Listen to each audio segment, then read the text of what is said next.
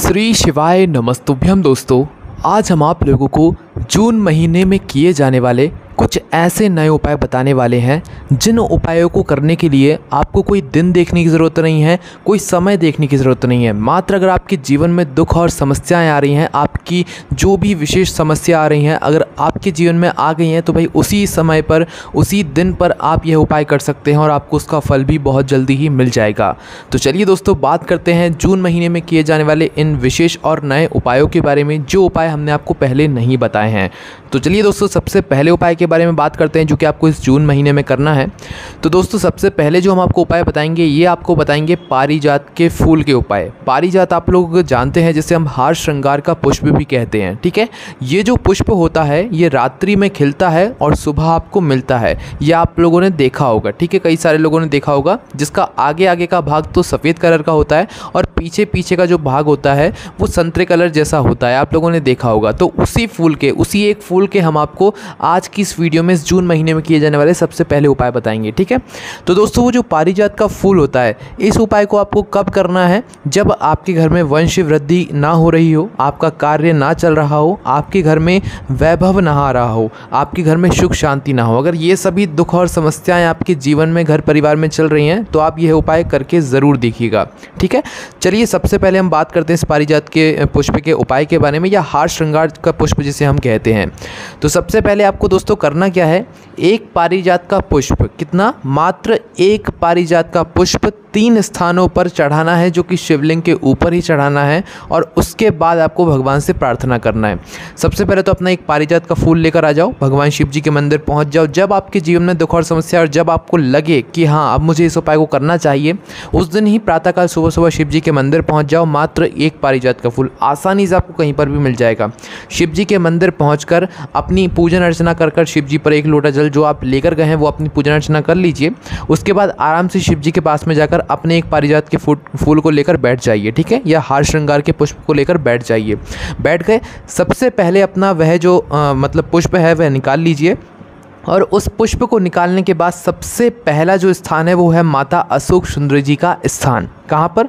माता अशोक सुंदरी जी का स्थान, जहाँ पर आपको यह हार श्रृंगार का जो पुष्प है वो समर्पित करना है। मतलब जलाधारी के बिल्कुल बीचों बीच की जो जगह होती है वहाँ पर।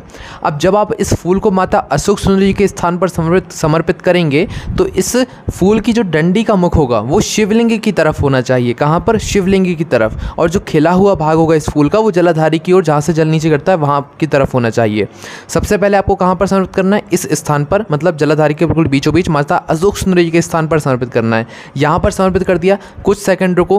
कुछ सेकंड रुकने के बाद फिर आपको इसी पुष्प को वापस से उठाना है और माता जगत जननी का जो हस्तकमल होता है, मतलब जो कटी भाग आप लोगों ने देखा होगा, वहीं कहीं आसपास आप लोग जगह देख लीजिए शिवलिंग के ऊपर, जो माता पार्वती जी का हस्तकमल होता है उस स्थान पर अब आप लोगों को दूसरी बार यही फूल को समर्पित करना है। फूल एक ही रहेगा, बस इसी फूल को 3 जगहों पर आपको समर्पित करना है।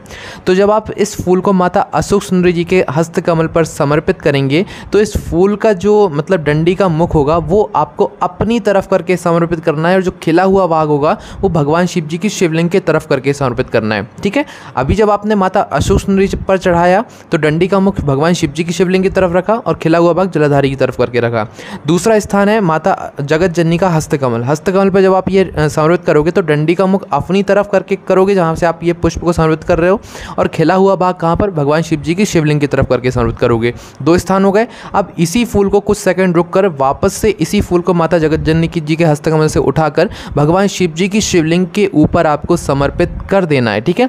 अब जब आप लोग शिवलिंग के ऊपर इस फूल को समर्पित करोगे तो समर्पित करने के बाद दोस्तों करना क्या है कि जो इसका डंडी का भाग होगा वो शिवलिंग की तरफ होना चाहिए, मतलब शिवलिंग का जो पीछे का भाग होगा उस तरफ होना चाहिए, और जो खिला हुआ भाग होगा वो आपको अपनी तरफ करके समर्पित करना है, ठीक है। मतलब आगे की ओर शिवलिंग के ऊपर जो जब आप ये फूल को चढ़ाएंगे तो खिला हुआ भाग आगे की तरफ होगा। तो इस प्रकार से आपको एक पारिजात के फूलों को इन 3 स्थानों पर चढ़ाना है 3 स्थानों पर चढ़ाने के बाद दोस्तों हाथ जोड़ के भगवान से आपको प्रार्थना करनी है। आप जिस भी मनोकामना के लिए इस उपाय को कर रहे हैं, आपकी वह मनोकामना बहुत ही कम समय में पूर्ण होगी। ये बहुत ही विशेष उपाय है क्योंकि भगवान शिव जी पर पारिजात का फूल बहुत कम चढ़ता है और जब चढ़ता है, जो चढ़ाता है, भगवान उससे बहुत प्रसन्न होते हैं। और उपाय के रूप में करोगे तो भाई बहुत ही विशेष फल की आपको प्राप्ति होगी। ठीक है, आप जो मांगोगे वो आपको मिलेगा। वंश वृद्धि होगी, कार्य की मतलब आपको सफलता मिलेगी, वैभव आपके घर में आएगा, सुख शांति आपके घर में बढ़ती जाएगी। ठीक है, सारी दुख समस्याएं भी दूर होंगी, है ना।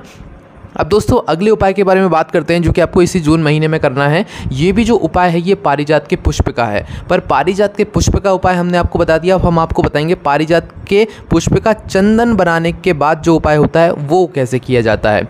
तो दोस्तों पारिजात के पुष्प का चंदन बनाकर अगर आप लोग शिवलिंग पर त्रिपुंड बनाते हैं तो इससे भी भगवान शिव आपसे बहुत प्रसन्न होते हैं और आपके जीवन में आ रही दुख और समस्याओं को दूर करते हैं और आपकी मनोकामनाओं को भी पूर्ण करते हैं। तो इस स्थान पर सबसे पहले हमें उस पारिजात के पुष्प का चंदन बनाना सीखना पड़ेगा, है ना।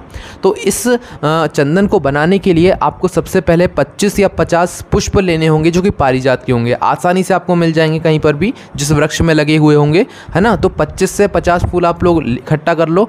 इकट्ठा करने के बाद जो फूल का भाग होगा वो आपको तोड़ लेना है। मतलब इस चंदन को बनाने के लिए जो उस पुष्प की डंडी का भाग होता है, पीछे पीछे का जो भाग होता है, मात्र उसको आपको तोड़कर इकट्ठा कर लेना है और जो खिला हुआ भाग होगा वो आपको अलग कर देना है। तो पीछे पीछे के 25-50 डंडियों को इकट्ठा करने के बाद आप लोग इसे सुखा लो। सुखाना आपको धूप में नहीं है, आप छाँव में भी रखकर इसे सुखाओगे, मतलब घर में भी रखकर सुखाओगे तो ये सूख जाएंगे। धूप में रखकर नहीं सुखाना है, ठीक है।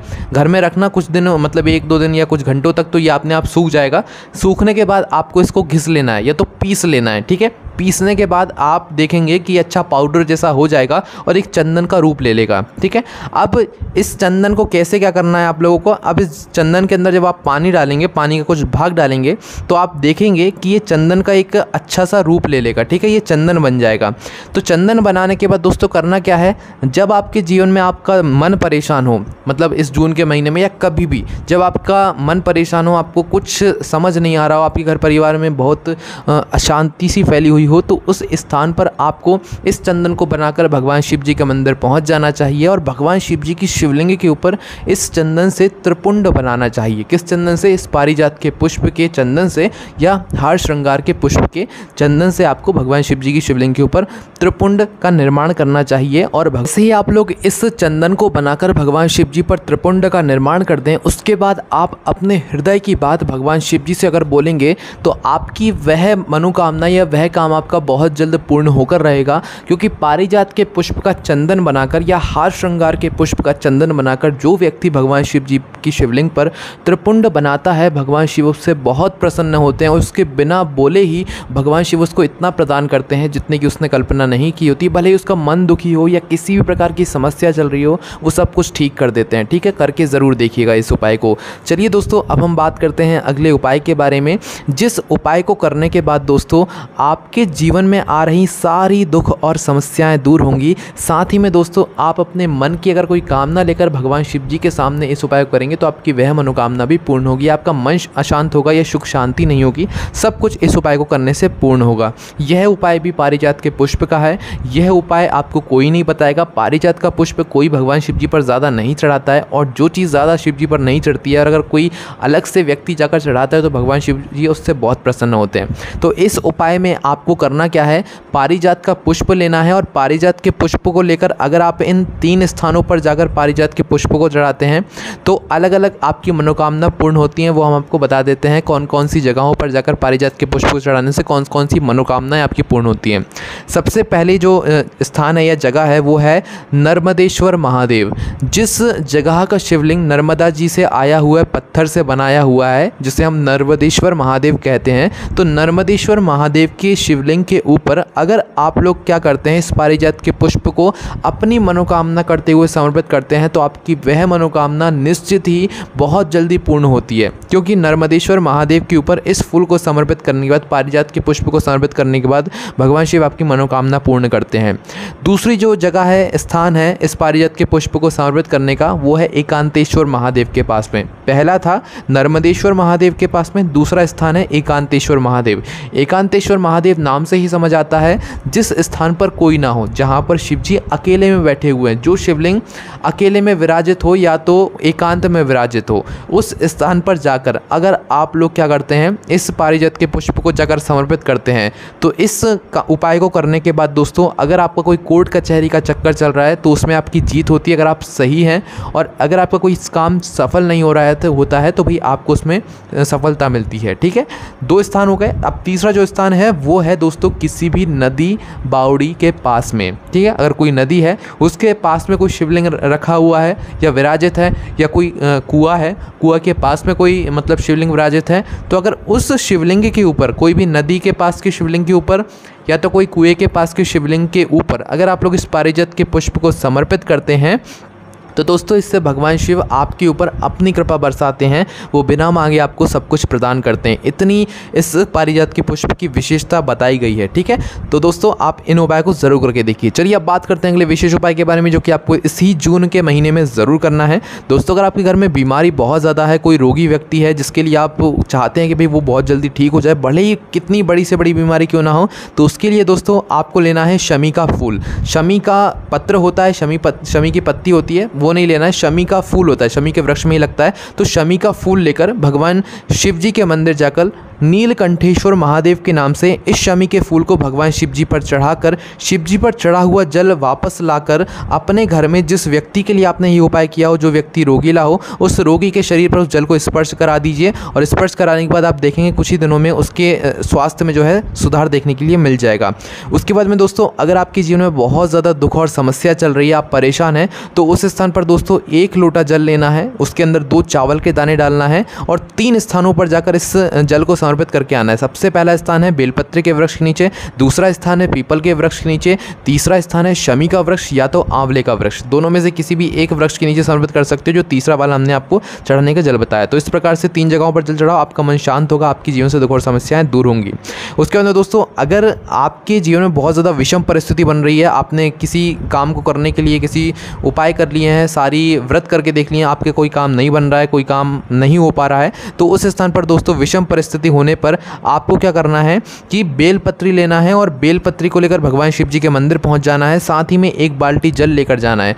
करना क्या है, आपको अपनी एक बेलपत्री को सबसे पहले माता अशोक सुंदरी के स्थान पर समर्पित करना है, जिसमें कि डंडी का मुख जलाधारी की तरफ हो और जो खिला हुआ भाग हो बीच वाली बड़ी उत्ती का, वो मतलब शिव जी की तरफ हो। ठीक है, इस प्रकार से बेलपत्री को माता अशोक सुंदरी के स्थान पर समर्पित करना है। उसके बाद में दोस्तों इसी बेलपत्र को वापस से उठाना है, भगवान शिव जी पर समर्पित करना है। जब भगवान शिव जी पर समर्पित करोगे तो इस डंडी का भाग पीछे की तरफ होना चाहिए शिव जी के, और जो बीच वाली बड़ी बत्ती का भाग है वो आगे की तरफ होना चाहिए। इस प्रकार से शिव जी पर समर्पित करने के बाद इसी शिवलिंग के ऊपर, इसी बेलपत्र के ऊपर आपको एक एक करके 7 लोटा जल अपनी उसी बाल्टी में से जो है शिव जी पर समर्पित करना है। समर्पित करने के बाद उस एक बेलपत्र को अपने घर पर वापस लाना है, अपने घर पर किसी सुरक्षित स्थान पर, शुद्ध स्थान पर रख देना है 11 से 21 दिनों तक। तो दोस्तों जैसे ही 11 या 21 दिन हो जाएं, उसके बाद इस बेलपत्र को उठाकर आप किसी भी बहते हुए जल में प्रवाहित कर दें और भगवान से अपनी मनोकामना बोल दें। निश्चित ही आपकी जो भी विषम परिस्थिति होगी जिसके लिए आपने उपाय किया होगा, वह आपका मतलब जो भी कामना होगी वह पूर्ण ज़रूर हो जाएगी। तो दोस्तों ये सारे उपाय थे जो कि आप जून के महीने में कर सकते हैं। आपको जब समस्या आ गई, जब आप इस उपाय कर सकते हैं, कोई दिन कोई समय कुछ देखने की ज़रूरत नहीं है। इसीलिए हमने आपको ये ऐसे उपाय बताए हैं जिन उपायों को आप कभी भी कर सकते हैं। जून के महीने में ना भी करना चाहें, किसी और महीने में भी कर सकते हैं, कोई दिक्कत नहीं है। ये सारे उपाय आप करके देखिए, आप अपनी इच्छा अनुसार कोई एक उपाय कीजिए। सारे उपाय किसी एक व्यक्ति के लिए नहीं है, सबके लिए अलग अलग उपाय हैं। जिसको जैसा उपाय अच्छा लगता है वो वैसा कर सकता है। यही सारे उपाय आप हमारी वेबसाइट पर जाकर आराम से बैठकर पढ़ सकते हैं, जो कि भोलेनाथभक्ति.com है। कोई भी समस्या है कमेंट करके पूछ सकते हैं। ओम नमः शिवाय, जय भोले बाबा श्री शिवाय, नमस्तुभ्यम।